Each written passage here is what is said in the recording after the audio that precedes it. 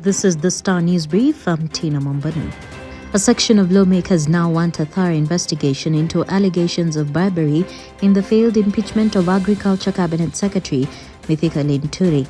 Just a day after the Select Committee tabled its report exonerating Linturi from the fake fertilizer scandal, opposition MPs say the givers and takers of alleged illicit cash must be held to account. The Azimio legislators want a twin probe by Powers and Privileges Committee of the National Assembly and anti-graft agencies.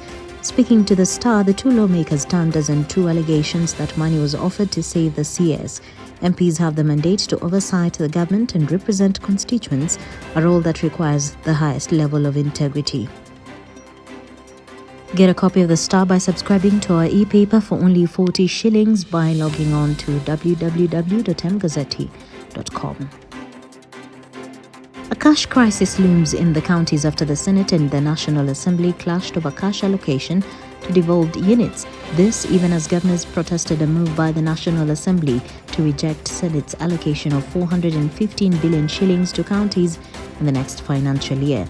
Senate had amended the Division of Revenue Bill 2024 to increase the allocation to 415 billion shillings from 391 billion shillings passed by the National Assembly.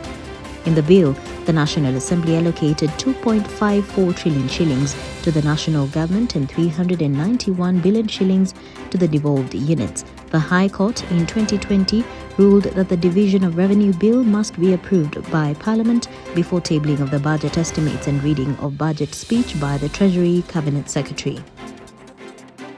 As the search for the missing victims of the Mai Mahiu tragedy enters the third week, hopes of ever recovering some of the bodies is diminishing by the day. Some families lost all their personal effects besides relatives.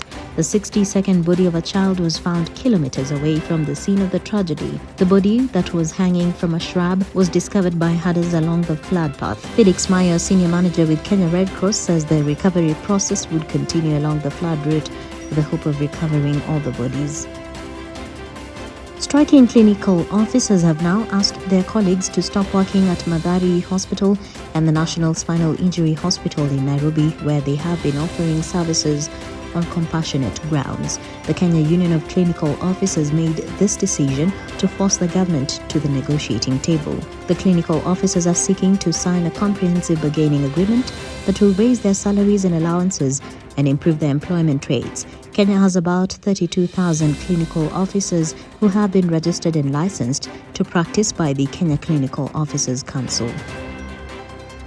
And controversy has rocked the fate of the Kenyatta University Teaching and Referral Hospital as senators and members of the National Assembly clash over its ownership. Barely 2 months after the National Assembly Health Committee resolved that the facility be retained as a state corporation, senators have called for the facility to be reverted to Kenyatta University. The move now complicates the ownership tussle between the institution and the hospital management. In March, the National Assembly Health Committee asked the university to forget the possibility of regaining the ownership of the hospital. Get a copy of the Star by subscribing to our e-paper for only 40 shillings by logging on to www.mgazzetti.com.